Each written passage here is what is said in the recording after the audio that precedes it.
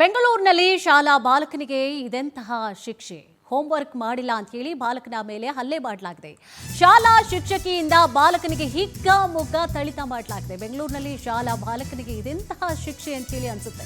Homework ಮಾಡಿಲ್ಲ ಅನ್ನುವಂತಹ ಚಿಕ್ಕ ಕಾರಣ ಅಷ್ಟೇ ಬಾಲಕನ ಮೇಲೆ ಹಲ್ಲೆ ಮಾಡಲಾಗಿದೆ. ಶಾಲಾ ಶಿಕ್ಷಕಿಯಿಂದ ಬಾಲಕನಿಗೆ ಹಿಗ್ಗಾಮುಗ್ಗ ಥಳಿಸಲಾಗಿದೆ. ಬಾಸುಂಡೆ ಬರುವ ಹಾಗೆ ಹಲ್ಲೆ ನಡೆಸಿದ್ದಾರೆ ಶಾಲಾ ಶಿಕ್ಷಕಿಯತ್ತೆ ನೋಡಿ. ಹೆಣ್ಣುಮಗಳು ಹಿಂಗ್ ಮಾಡಿರುವಂಥದ್ದು. ವೀಣಾ ಸ್ಕೂಲ್ ಟೀಚರ್ ಅಂಗ್ಲೀನ್ ಎಂಬುವರಿಂದ ಹಲ್ಲೆ ಮಾಡಲಾಗಿದೆ. ಅದೇ ಶಾಲೆಯ 4ನೇ ತರಗತಿ ಬಾಲಕನಿಗೆ ಹಲ್ಲೆ ಆರೋಪ ಕೇಳಿ ಬರ್ತಾ ಇದೆ. ನಗರದ ನಂದಿನಿ ಲೇಔಟ್ನಲ್ಲಿ ಇರುವಂತಹ ವೀಣಾ ವಿದ್ಯಾ ಸಂಸ್ಥೆ ಇದು. ಜನವರಿ 10ನೇ ತಾರೀಕು ನಡೆದಿರುವಂತಹ ಘಟನೆ ತಡವಾಗಿ ಬೆಳಕಿಗೆ ಬರ್ತಿದೆ.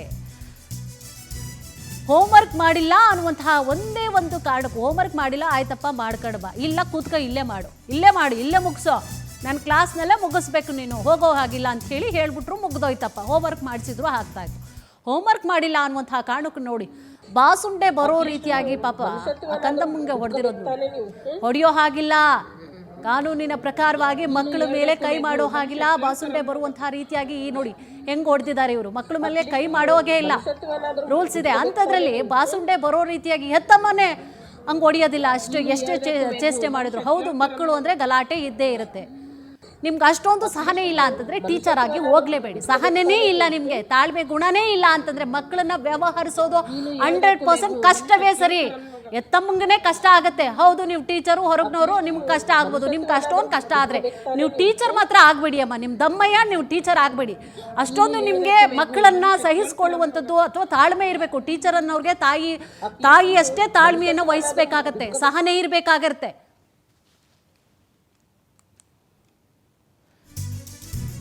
ಹಲ್ಲೆ ವಿಚಾರ ತಿಳಿಸಿದ್ರೆ ಮತ್ತೆ ಹೊಡೆಯೋದಾಗಿ ಬೆದರಿಕೆ.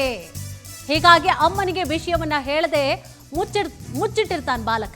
ಮೊನ್ನೆ ವಿಚಾರ ತಿಳಿದು ಬಾಲಕನಿಗೆ ಕೇಳಿರ್ತಾರೆ ತಾಯಿ ಲಕ್ಷ್ಮಿ, ಏನಾಗಿದೆಯಲ್ಲ, ಆಯ್ತು ಹಲ್ಲೆ ಹೊಡೆದಿದ್ರೆ ಓಕೆ, ಏನೋ ಆಗಿದ್ರೆ, ಆದ್ರೆ ಅಲ್ಲಿ ಗಾಯ ಆಗಿರುತ್ತಲ್ಲ, ಅದನ್ನು ಮುಚ್ಚಿಡಕ್ಕಾಗತ್ತಾ ಅದನ್ನ? ಆಗ ನಡೆದಂತಹ ವಿಚಾರವನ್ನ ತನ್ನ ತಾಯಿಗೆ ತಿಳಿಸಿರ್ತಾನೆ ಬಾಲಕ. ನಂದಿನಿ ಲೇಔಟ್ ಪೊಲೀಸ್ ಠಾಣೆಯಲ್ಲಿ ಪ್ರಕರಣ ದಾಖಲಾಗಿದೆ. ಎಫ್ಐಆರ್ ದಾಖಲಿಸಿ ನಂದಿನಿ ಲೇಔಟ್ ಪೊಲೀಸರು ತನಿಖೆ ಮಾಡ್ತಿದ್ದಾರೆ. ಆಂಗ್ಲೀನಾ ಹಾಗೂ ವೀಣಾ ಶಾಲೆಯ ವಿರುದ್ಧವಾಗಿ ಎಫ್ಐಆರ್ ಕೂಡ ದಾಖಲಾಗಿದೆ. ಶಾಲಾ ಆಡಳಿತ ಮಂಡಳಿಯಿಂದಾಗಿ ಶಿಕ್ಷಕಿ ಆಂಗ್ಲೀನ್ ಸಸ್ಪೆಂಡ್ ಆಗಿದ್ದಾರೆ. ಶಾಲಾ ಸಿಬ್ಬಂದಿಗೆ ಬಾಲಕನ ತಾಯಿ ಹಿಗ್ಗಾಮುಗ್ಗ ಬೈದಿದ್ದಾರೆ. ನೀನು ಹೇಳ್ಬೇಕು ಮೇಗು, ಮನುಷ್ಯ ಕೇಳ್ತಾರ ಮಗ. ಅಟ್ಲೀಸ್ಟ್ ನೀವು ಮನುಷ್ಯತ್ವನಾದ್ರೂ ಇಟ್ಕೋಬೇಕು ತಾನೆ ನೀವು.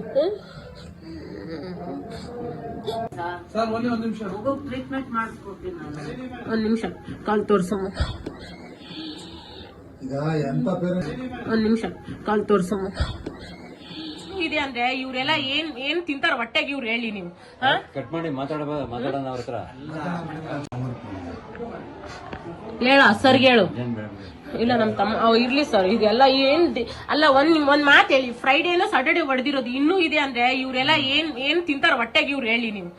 ಕಟ್ ಮಾಡಿ ಇದೇ ವಿಚಾರ ಸಂಬಂಧವಾಗಿ ಹೆಚ್ಚಿನ ಡೀಟೇಲ್ಸ್ ಅನ್ನ ಕೂಡ ನೀಡ್ತಾ ಹೋಗ್ತಾರೆ ನಮ್ಮ ಪ್ರತಿನಿಧಿ ವೆಂಕಟೇಶ್. ವೆಂಕಟೇಶ್, ಈಗ ಅಷ್ಟೊಂದು ತಾಳ್ಮೆ ಇರಲಿಲ್ಲ ಅಂದ್ರೆ ಟೀಚರ್ ಆಗ್ಲಿಕ್ಕೆ ಕೂಡ ಅವರು ನಾಲಾಕಿಲ್ಲ, ಬೇಡ ಅತ್ಲಾಗ ಮನೇಲಿ ಇದ್ಬಿಟ್ರು ಆಗುತ್ತೆ. ಸೊ ಏನಿದೆ ಕಂಪ್ಲೀಟ್ ಡೀಟೇಲ್ಸ್, ಅವರ ವಿರುದ್ಧವಾಗಿ ಕ್ರಮ ಆಗಿದೆಯಾ, ಏನಿದೆ ಮಾಹಿತಿ?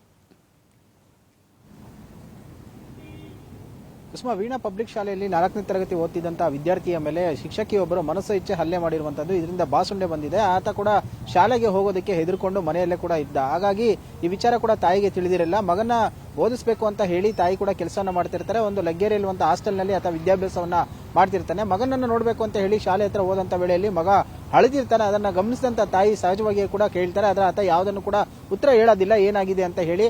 ಹಾಗೆ ತಾಯಿ ಹೊರಗಡೆ ಕರ್ಕೊಂಡು ಬಂದು ವಿಚಾರಣೆ ಮಾಡಿದಂತ ಸಂದರ್ಭದಲ್ಲಿ ಆತ ಏನು ಒಂದು ಶಿಕ್ಷಕಿ ಹೋಮ್ವರ್ಕ್ ಮಾಡಿಲ್ಲ ಅನ್ನೋ ಕಾರಣಕ್ಕೆ ಈ ರೀತಿಯಾಗಿ ಹಲ್ಲೆ ಮಾಡಿರೋದನ್ನ ತೋರಿಸ್ತಾರೆ. ಆಗ ತಕ್ಷಣ ತಾಯಿಗೂ ಕೂಡ ಕಣ್ಣೀರಾಗ್ತಾರೆ ಒಂದು ಸೀನ್ ಅನ್ನ ನೋಡಿ. ಆಗ ಅವರು ಹೋಗಿ ಸ್ಕೂಲಲ್ಲಿ ಕೇಳೋದಕ್ಕೆ ಮುಂದಾಗ್ತಾರೆ. ಆಗ ನಮಗೆ ವಿಚಾರ ಗೊತ್ತಿರಲಿಲ್ಲ, ಮಾತಾಡ್ತೀವಿ ಅಂತ ಕೂಡ ಹೇಳ್ತಾರೆ. ಆಗ ತಕ್ಷಣ ಅವರು 112ಗೆ ಕರೆ ಮಾಡ್ತಾರೆ. ಪೊಲೀಸರು ಬರ್ತಾರೆ. ಅವೆಲ್ಲವನ್ನು ವಿಚಾರಣೆ ಮಾಡಿದಂತ ಸಂದರ್ಭದಲ್ಲಿ ಏನು ಆಂಗ್ಲೀನ ಅನ್ನುವಂತಹ ಟೀಚರ್ ಏನಿದ್ದಾರೆ ಅವರ ವಿರುದ್ಧ ಕ್ರಮವನ್ನು ತೆಗೆದುಕೊಳ್ಬೇಕು, ಸ್ಕೂಲಿಂದ ಅವನ್ನ ಸಸ್ಪೆಂಡ್ ಮಾಡಬೇಕು ಅಂತ ಹೇಳಿ ಆಗ್ರಹ ಮಾಡ್ತಾರೆ. ಆಗ ಅವರು ಕೂಡ ಆಯ್ತು ಅಂತ ಹೇಳ್ತಾರೆ. ಅದಾದ ಬಳಿಕ ಕೂಡ ಯಾವುದೇ ರೀತಿಯಾದಂತಹ ಒಂದು ಸಸ್ಪೆಂಡ್ ಆಗಿರೋದಿಲ್ಲ. ಮನೆಗೆ ಮಗು ಬರ್ತಾನೆ, ಆದ್ರೆ ಶಾಲೆಗೆ ಹೋಗೋದಕ್ಕೆ ಹೆದರ್ಕೊಳ್ತಾನೆ. ಟೀಚರ್ ಅವರು ಸ್ಕೂಲಲ್ಲಿ ಇದ್ದಾರೆ ಅನ್ನೋ ಕಾರಣಕ್ಕೆ ನಾನು ಹೋಗಲ್ಲ ಅಂತ ಹೇಳಿ ಮಗ ಹಠಾನ ಮಾಡ್ತಿರ್ತಾರೆ. ಸಹಜವಾಗಿಯೂ ಕೂಡ ತಾಯಿಗೆ ಮಗನ ಭವಿಷ್ಯ ಇಂಪಾರ್ಟೆಂಟ್ ಆಗಿರುತ್ತೆ, ಓದಿಸ್ಬೇಕು ಅಂತ ಹೇಳಿ ಮಗ ಯಾವಾಗ ಸ್ಕೂಲ್ಗೆ ಹೋಗಲ್ಲ ಅನ್ನೋದನ್ನ ಭಯಪಟ್ಟು ಹೇಳ್ತಾ ಇರ್ತಾರೆ. ಆಗ ಅವರು ವಿಚಾರಣೆ ಮಾಡ್ತಾರೆ, ಆ ಟೀಚರ್ ಇನ್ನೂ ಶಾಲೆಯಲ್ಲಿ ಇದ್ದಾರಾ ಇಲ್ಲ ಅಂತ ಹೇಳಿ. ಆದ್ರೂ ಕೂಡ ಅವರು ಸ್ಕೂಲ್ಗೆ ಬರ್ತಾನೆ ಇರ್ತಾರೆ. ಆಗ HR ಡಿಪಾರ್ಟ್ಮೆಂಟ್ಗೆ ಫೋನ್ ಮಾಡಿ ಮ್ಯಾನೇಜ್ಮೆಂಟ್ನ ವಿಚಾರಣೆ ಮಾಡ್ತಾರೆ. ಸರ್, ನಮ್ಮ ಮುಂದೆ ಸ್ಕೂಲ್ನ ಟೀಚರ್ನ ಸಸ್ಪೆಂಡ್ ಮಾಡ್ತೀನಿ ಅಂತ ಹೇಳಿದ್ರೆ ಈಗ ಅವರು ಕೆಲ್ಸಕ್ಕೆ ಬರ್ತಾ ಇದ್ದಾರೆ, ಮಗ ಸ್ಕೂಲಿಗೆ ಬರೋದಕ್ಕೆ ಹೆದರ್ಕೊಳ್ತಾ ಇದ್ದಾರೆ ಅಂದ್ರೆ ನಾವೇನು ಹೋಗಿ ನೋಡೋದಕ್ಕೆ ಆಗುತ್ತೇನ್ರಿ? ಮೇಲೆ ಎಲ್ಲ ನೀವು ಹೋಗಿ ನೋಡ್ಕೊಳ್ಳಿ, ಹಾಗೇನಾದ್ರೂ ಇದ್ರೆ ನಿಮ್ಮ ಮಗನ ನೇರವಾಗಿ ಎಕ್ಸಾಮ್ ಸೇರಿಸಿ, ಅದನ್ನ ಬಿಟ್ಟು ಈ ರೀತಿಯಲ್ಲಿ ಮಾಡಿದ್ರೆ ಏನ್ ಪ್ರಯೋಜನ ಅಂತ ಹೇಳಿ ಫೋನನ್ನ ಕಟ್ ಮಾಡ್ತಾರೆ. ಆಗ ಅವ್ರಿಗೆ ಮತ್ತಷ್ಟು ಗಾಬರಿ ಆಗುತ್ತೆ, ಭಯ ಆಗುತ್ತೆ, ಘಾಸಿ ಆಗುತ್ತೆ. ಆಗ ಅವರು ಇವ್ರನ್ನ ಸಸ್ಪೆಂಡ್ ಮಾಡಲೇಬೇಕು, ಈ ರೀತಿಯಾಗಿ ಇನ್ನೂ ಎಷ್ಟು ಜನ ಮಕ್ಕಳಿಗೆ ಹಲ್ಲೆ ಮಾಡಿದ್ದಾರೆ ಅಂತ ಹೇಳಿ ಕೂಡ ಅವರು ಪ್ರಶ್ನೆಯನ್ನ ಮಾಡ್ತಾರೆ. ಸೊ ಘಟನೆಗೆ ಸಂಬಂಧಪಟ್ಟಂತೆ ಈಗಾಗಲೇ ಅವರು ಒಂದು ನಿಂದನೆಗೆ ತೆರಳಿ ಒಂದು ದೂರನ್ನ ಕೊಟ್ಟಿದ್ದಾರೆ. ಸ್ಕೂಲ್ ಮ್ಯಾನೇಜ್ಮೆಂಟ್ ಮತ್ತೆ ಟೀಚರ್ ವಿರುದ್ಧ ಒಂದು FIR ಕೂಡ ದಾಖಲಾಗಿದೆ. ನೀವು ಹೇಳದಂಗೆ ಮಕ್ಕಳನ್ನ ಹ್ಯಾಂಡಲ್ ಮಾಡಕ್ ಆಗಿಲ್ಲ ಅಂತ ಹೇಳಿದ್ರೆ ಟೀಚರ್ನ ವೃತ್ತಿ ಯಾಕೆ ಮಾಡಬೇಕು? ಸಹಜವಾಗಿಯೇ ಕ್ಲಾಸ್ ಅಲ್ಲಿ ಸುಮಾರು ಜನ ಮಕ್ಕಳಿರ್ತಾರೆ, ಸೊ ಎಲ್ಲರನ್ನೂ ಕೂಡ ಮೇಂಟೈನ್ ಮಾಡಬೇಕಾಗುತ್ತೆ. ಅದಕ್ಕೆ ಅಂತ ಹೇಳಿ ಕೆಲವು ಚೈಲ್ಡ್ ಸೈಕಾಲಜಿಗಳನ್ನು ಕೂಡ ಓದಿಸಿರ್ತಾರೆ, ಹೇಳ್ಕೊಟ್ಟಿರ್ತಾರೆ ಯಾವ ರೀತಿಯಾಗಿ ಮಕ್ಕಳ ಜೊತೆ ಬಿಹೇವಿಯರ್ ಮಾಡಬೇಕು ಅಂತ ಹೇಳಿ. ಅದರಲ್ಲೂ ಖಾಸಗಿ ಶಾಲೆಯಲ್ಲಿ ಕೂಡ ಮಕ್ಕಳನ್ನ ಎಷ್ಟು ನಯವಾಗಿ ಮುತುವರ್ಜಿಯಿಂದ ಮಾತಾಡಿಸ್ತಾರೆ ಅಂತ ಹೇಳಿದ್ರೆ ಇತ್ತೀಚಿನ ದಿನಗಳಲ್ಲಿ ಅದೇ ಒಂದು ಅಸ್ತ್ರವಾಗಿ ಬಳಸ್ಕೊಂಡು ಮಕ್ಕಳನ್ನ ಅಡ್ಮಿಷನ್ ಮಾಡಿಸ್ಕೊಳ್ಳುವಂತ ಕೆಲಸಗಳನ್ನು ಕೂಡ ಮಾಡ್ತಾ ಇದ್ದಾರೆ. ಆದ್ರೆ ಈ ಟೀಚರ್ ಯಾಕೆ ಈ ರೀತಿಯಾಗಿ ಹಲ್ಲೆ ಮಾಡಿದ್ರು ಅನ್ನೋಂಥದ್ದನ್ನು ಕೂಡ ಅವರೇ ಹೇಳಬೇಕಾಗಿರುವಂತಹದ್ದು. ಕುಸುಮ. ಎಸ್ ಸರ್, ಥ್ಯಾಂಕ್ ಯು ತಮ್ಮೆಲ್ಲ ಡೀಟೇಲ್ಸ್ಗಾಗಿ.